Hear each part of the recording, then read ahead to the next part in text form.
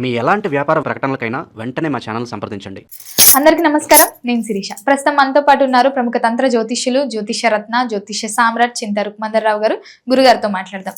నమస్కారం గురుగారు. మాతృదేవో భవ, పితృదేవో భవ, ఆచార్య దేవో భవ. ఓం నమో మాందేశ్వరాయ నమః. అందరూ బాగుండాలి, అందరికీ మంచి జరగాలి.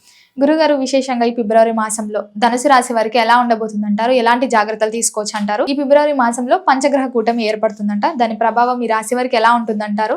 ఈ మాసంలోనే శివరాత్రి అనే పర్వదినం వస్తుంది. సో విశేషంగా ఓవరాల్ గా చూసుకుంటే మరి ధనుసు రాశి వారికి ఎలా ఉంటుందంటారు? ఎలాంటి జాగ్రత్తలు తీసుకుంటే ఈ మాసం అంతా కలిసి వస్తుందంటారు? 2020 సంవత్సరం ఫిబ్రవరి మాసంలో ధనుసు రాశి వాళ్ళకి ఎలా ఉందని నేను చెప్పిన దాంట్లో భాగంగా మనం ఇప్పుడు గురువు రాశిని చూస్తున్నాడు. ఇది మొదటి ప్లస్ పాయింట్. రెండో ప్లస్ పాయింట్, రెండవ స్థానంలో 5 గ్రహాలు కంజెక్ట్ అవుతున్నాయి. అంటే కుటుంబ స్థానము, కుటుంబ ధనవాక్ కుటుంబ స్థానము, మనం తినే తిండి, మాట్లాడే మాట, మన కుడి కన్ను, ఇవన్నీ అంటే కంటికి సంబంధించినటువంటి స్వెట్స్ వాడేదానికి అవకాశం రావచ్చు. కంటి చూపు తగ్గేది, దూరదృష్టి కానీ దగ్గర దృష్టి కానీ లోపించడానికి అవకాశం రాదు. నేత్ర వైద్యం చేసుకునే అవకాశం వస్తుంది. అదేవిధంగా రవిచంద్రులు ఇక్కడ కనెక్ట్ అవుతున్నారు. రవిచంద్రులు అంటే కుడి కన్ను, ఎడం కన్ను. రెండవ స్థానము, ఇది శని యొక్క స్థానము. రాశిని శని చూస్తున్నాడు. 4వ ఇంట్లో ఉంటూ 10వ దృష్టి శని చూస్తున్నాడు. 3వ ఇంట్లో రాహు మంచిది, రాహును గురువు చూస్తున్నాడు, అది మంచిది.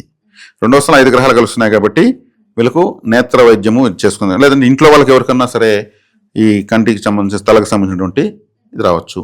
ఫుడ్ ఇన్ఫెక్షన్ కావచ్చు. రెండవ స్థానం అంటే తినే తిండి అని చెప్పాను కాబట్టి ఇక్కడ కలుస్తున్నాయి కాబట్టి, పాప శుభగ్రహాలు కలుస్తున్నాయి కాబట్టి ఇది అశుభ ఫలితాలు. శుభ ఫలితాలు తీసుకుంటే రాశ్యాధిపతి రాశిని చూడడము, రాశికి పంచమాధిపతి ద్వితీయంలో ఉచ్చస్థితి పొందడము, రాశికి భాగ్యాధిపతి ఉచ్చస్థితి గ్రహమైన కుజుంతో కలిసి 2వ ఇంట్లో ఉండడము అదృష్టము. కాబట్టి ఇక్కడ కండ్లకు సంబంధించినటువంటి దోషం ఉంది కాబట్టి ఎక్కువగా వీళ్ళు శివారాధన ఎక్కువ చేయాలి.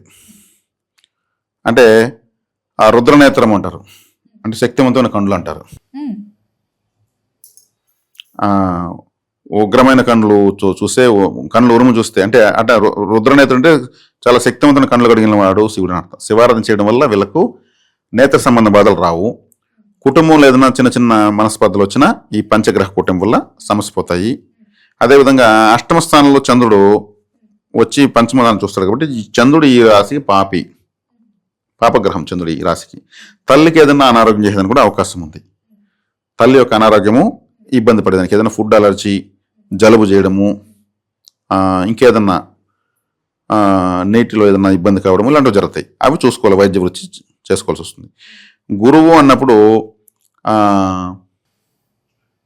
మహావిష్ణువు గురువు అవతారం ఎత్తింది దత్తాత్రేయ, పరమేశ్వరుడు గురువు అవతారం ఎత్తింది దక్షిణామూర్తి. శివుడు గురువుగా అవతారం ఎత్తింది దక్షిణామూర్తికి ఎత్తాడు. మహావిష్ణువు గురువుగా దత్తాత్రేయ అవతారం ఎత్తాడు. ఇప్పుడు వీధి వచ్చే ఇక్కడికి ధనుసు రాశి గురువర్గ రాశి కాబట్టి దత్తాత్రేయ ఆరాధన ఎంత ఎక్కువ చేస్తే అంత మంచిది. గురు ఆరాధన, ఎస్పెషల్ దత్తాత్రేయ ఆరాధన. 3వ ఇంట్లో రాహు బాగుంది, మంచిదే. 4వ ఇంటి శని, అర్ధాష్టమ శని, ఇది కొంచెం ఇబ్బంది కలిగిస్తూ ఉంటుంది. అది కూడా గృహస్థానం కాబట్టి కొద్ది కాలం గురువు వచ్చి కర్కాటకంలోకి వచ్చే వరకు అర్ధాష్టమ శని బాగా తీవ్రంగా పనిచేస్తుంది. కాబట్టి శని యొక్క తాకడ తగ్గాలంటే ఏం చేయాలి? శని అంటే సేవకు కారకుడు. సేవ చేస్తే ఆయన అనుగ్రహిస్తాడు. కాబట్టి ఏం చేయాలి? ఇప్పుడు ఈ కుంటి వాళ్ళు ఉంటారు, 3 చక్రాల పైన, స్టాండ్ పైన, కట్టి పైన ఇట పోతూ ఉంటారు. శని అంటే కాళ్ళు బలహీనంగా ఉన్న వాళ్ళ యొక్క సంబంధించిన గ్రహం అనమాట. అటువంటి వాళ్ళకి ఏదైనా సేవ చేయొచ్చు. తీసి ఇవ్వగలిగితే వాళ్ళకి ఏదైనా టూల్స్ కొనివ్వచ్చు. 4వ ఇల్లు అంటే ఏమి? ఇప్పుడు ఒక స్టాండ్ పట్టుకుంటే వాళ్ళకి 2 కాళ్ళు 4 కాళ్ళతో నడుస్తున్నట్టు లెక్క, కట్టెత్తుకుని 3 కాళ్ళతో నడుస్తున్నట్టు లెక్క. అట్లా సపోర్టింగ్ నడిచే వాళ్ళకు ఏదైనా సహాయం చేయాలని అర్థం. అది చేస్తే శని, అర్ధాష్టమ శని యొక్క ప్రభావం తగ్గిపోతుంది. ఇది వీళ్ళు చేసుకోవాల్సినటువంటి శుభాశుభ విషయాలు. మరి ముఖ్యంగా విద్యార్థులకు ఎలా ఉందంటారు ఈ మాసంలో? విద్యాస్థానంలో 5 గ్రహాలు కలుస్తున్నాయి కాబట్టి పోటీ పడతారు. అంటే వీళ్ళతో వీళ్ళే పోటీ పడతారు. నేను ఖచ్చితంగా ఈ రేపటిలోగా 5 చాప్టర్లు కంప్లీట్ చేయాల్సిందే, వారంలోగా మొత్తం అన్ని సబ్జెక్టులు కంప్లీట్ చేయాల్సిందే అనే విధంగా పోటీ పడి చదువుతారు. ఎందుకంటే శ్రమించే రాశిలో 5 గ్రహాలు కలుస్తున్నాయి. అక్కడ కుజుడు వేగానికి అధిపతి, స్పీడ్. ఇప్పుడు ఒక వ్యక్తి ఉంటాడు, 100 కిలోమీటర్ స్పీడ్లో బైక్ తోలమంటే 40 కిలోమీటర్లు తోలి ఇదే 100 అంటాడు, అతని కెపాసిటీ అంతే. ఇంకొక అతను ఉంటాడు, నువ్వు 40 కిలోమీటర్ తోలంటే వాడు 80 తోలుతాడు, ఇదే 40 అంటాడు, ఆడి కెపాసిటీ అది. అంటే వేగం వేగం అంటే కుజుడు. కాబట్టి విద్యార్థులు నువ్వు స్లోగా చదువురా బాబు అంటే కూడా వేగంగా చదువుతారు, గుర్తుపెట్టుకోగలుగుతారు. అది కూడా ఆ గ్రహస్థితి ఉంది. ఉద్యోగ వ్యవస్థలో ఉన్న వారికి ఎలా ఉంటుంది? ఉద్యోగస్తులు అంటే 6వ ఇంటి వాళ్ళు 2వ ఇంట్లో ఉండడము, వాళ్ళకి ఏదైనా బెనిఫిట్స్ ఉంటాయి. ఏదైనా ఉద్యోగం అంటే మన ఇది శాలరీలో లోన్స్ పెట్టుకొని వెహికల్స్, ఇంటి రిపేరు, లేదా ఇంకేదైనా ఫ్లాట్ కొనడము, ఏదైనా సేవింగ్స్ చేయడము, అంటే ఫ్యామిలీకి సంబంధించి ఏదో ఒక లోన్ పెట్టి తీసి ఖర్చు పెడతారని అర్థం. గోల్డ్ కొనడము ఇలాంటివన్నీ ఏదో ఒకటి చేస్తారు, దానికి అవకాశం ఎక్కువ ఉంది.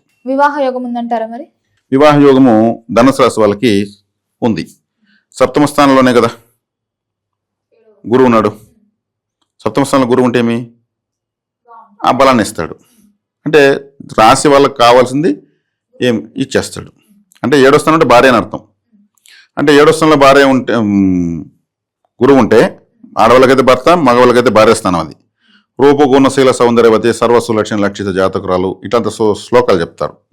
7వ స్థానంలో గురువు ఉంటే మామూలుగా ఇప్పుడు కోహినూర్ డైమండ్ గౌన్ సంపాదించవచ్చు, క్యారెక్టర్ ఉన్న అబ్బాయిని అమ్మాయిని సంపాదించడం చాలా కష్టంగా ఉంది ఈ రోజుల్లో. ఫోన్కి పౌచ్ మార్చేంత ఈజీగా మార్చేస్తున్నారు రిలేషన్స్. ఇప్పుడు గురువు ఉన్నాడు కాబట్టి క్యారెక్టర్ ఉన్నటువంటి అబ్బాయి అమ్మాయికి అయితే, ఆ అబ్బాయి అయితే క్యారెక్టర్ ఉన్న అమ్మాయి దొరుకుతుంది. గురువు యొక్క ప్రభావం అది. శుభగ్రహం, రాశాధిపతి కదా, మంచి కాంబినేషన్ తీసిస్తాడు. అది కుటుంబ వాతావరణం ఎలా ఉంటుందంటారు? కుటుంబ వాతావరణంలో కొంత గందరగోళం ఉంటుంది, చెప్పాను కదా. ఇంట్లో ఎవరికి నేత్రవైద్యం జరిగేదానికి అవకాశం ఉంటుంది, లేదా తలకు సంబంధించిన ఏదో ఒకటి జరిగేదానికి అవకాశం ఉంటుంది. నొప్పి రావడము, స్వెట్స్ వాడడము ఇట్లాంటివి జరుగుతూ ఉంటాయి. అది కాకుండా ధనపరంగా బాగుంటుంది. ఉచ్చగ్రహము ద్వితీయంలో ఉంది కాబట్టి భూమి గృహానికి సంబంధించినటువంటి పెట్టుబడులు పెట్టడము, కొనడము, రిపేర్ చేయించడము ఇట్లాంటివన్నీ ఉంటాయి. ఇంట్లో ఆస్తులు కూడా విభజన, న్యాయంగా అందరికి విభజనలు కూడా జరుగుతాయి. భూకారకుడు కుజుడు ఉచ్చస్థితి పెట్టాడు కాబట్టి కోర్టులో భూ తగాదాలు ఉంటే కేసు గెలిచేదనే అవకాశం ఉంటుంది. పొలాల దగ్గర ఇదంతా కూడా ఉంటాయి కదా, మాది మీదిని, అవన్నీ కూడా ఒక సొల్యూషన్కి వస్తాయి. ఆర్థిక పరంగా ఎలా ఉంటుందంటారు మరి? ఆర్థికంగా కూడా బాగుంది. మన రాశిని గురువు చూడడం మంచిది, ద్వితీయంలో ఉచ్చగ్రహం కూడా మంచిది, భాగ్యాధిపతి ద్వితీయంలో ఉండడం అంటే లక్ష్మీ యోగం అని చెప్పచ్చు. ఈ మాసం లక్ష్మీ యోగం పుష్కలంగా ఉంది. గురుగారు, మరి మొత్తం మీద ఈ మాసం అంతా వీళ్ళకి ఇంకా బాగుండాలంటే ఏ దైవాన్ని పూజించమంటారు? ఎలాంటి దాన ధర్మాలు చేయొచ్చు అంటారు? ఎలాంటి పరిహారాలు చేసుకోవచ్చు అంటారు? గురువు ఆరాధన మంచిది, అదేవిధంగా కాలభైరవ ఆరాధన మంచిది. ఈ మాసం శివరాత్రి విశేషంగా ఉంది కాబట్టి విశేషంగా శివరాత్రి శివనామస్మరణం, శివాలయంలో సేవ చేసుకోవడం, ఆ రోజు ఏదన్నా అన్నదాన వితరణ ఇట్లాంటివి చేయడం చాలా మంచిది. గురుగారు, మొత్తం మీద ఫిబ్రవరి మాసంలో ధనుసు రాశి వారికి ఎలా ఉండబోతుంది, ఎలాంటి జాగ్రత్తలు తీసుకోవాలో తెలియజేసినందుకు ధన్యవాదాలు.